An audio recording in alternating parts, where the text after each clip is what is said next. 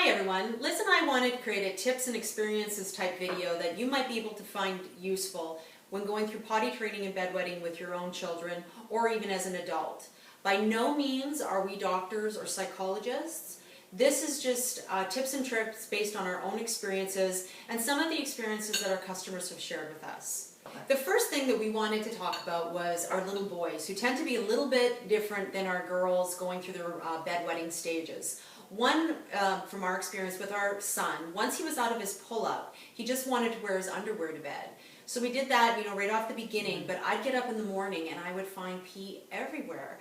And whether I had a mat or didn't have a mat or had mattress protectors, it didn't matter. I was still having to change everything. It took us a little while to figure it out. But with the little boys and their equipment and kind of being all over the place, we found just the elastic from the underwear wasn't enough. We did have to put them in pajamas as well. So just almost like that little extra layer to keep everything Keep the fire hose down from spray. All over the place. So if you've experienced that after your son leaves the pull-up or the diaper, you might want to just look into that. We also had a customer that emailed us with that same situation. And her son was actually wearing... Well, she didn't understand because everything was wet on the bed. So it came down to, yes, he was sleeping naked.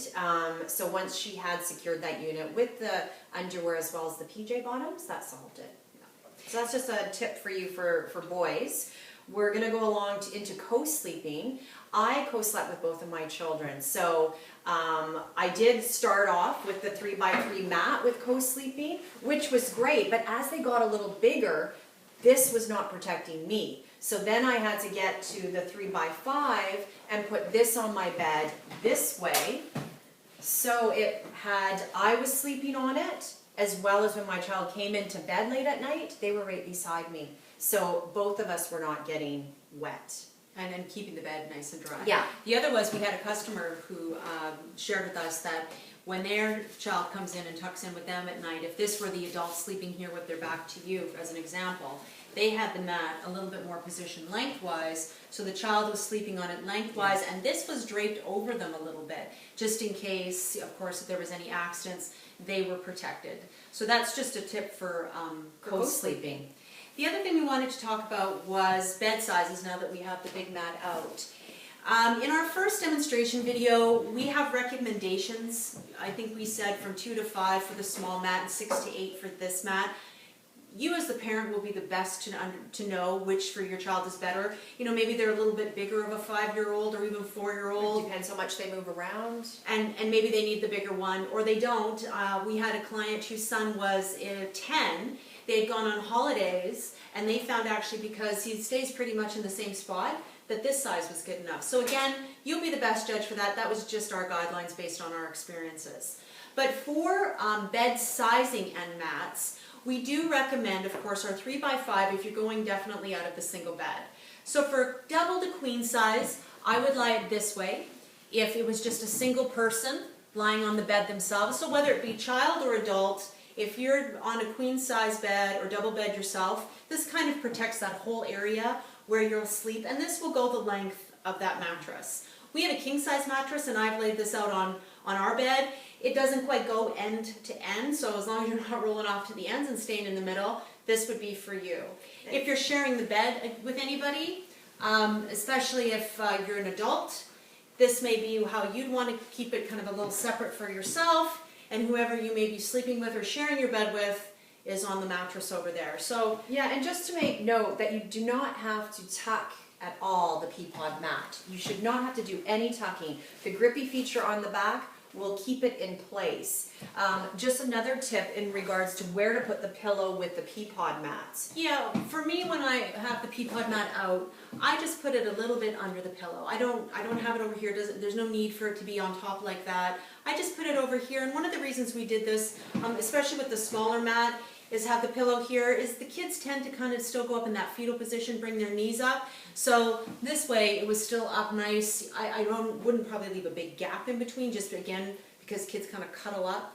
They move up to their pillow. They'll move up to their pillow. So that was just more of a positioning tip and trick.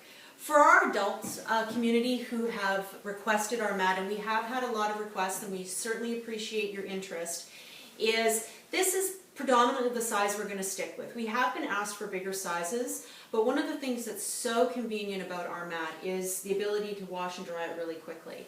If we go any bigger, and Liz and I have certainly discussed this, it could become an issue for some people's laundry. So if it's not fitting in your washer and dryer, we've kind of taken away that convenience.